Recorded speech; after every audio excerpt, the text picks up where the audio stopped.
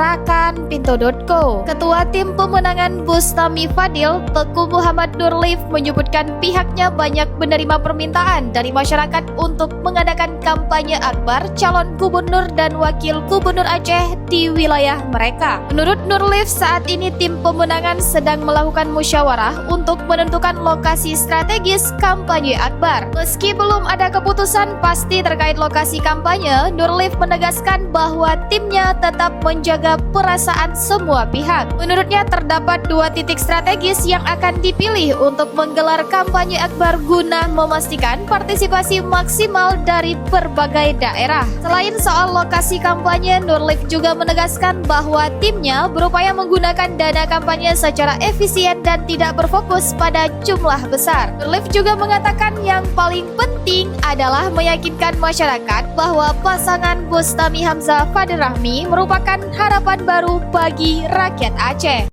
Mau tahu berita terupdate tentang Aceh? Baca berita selengkapnya di Pintu.co.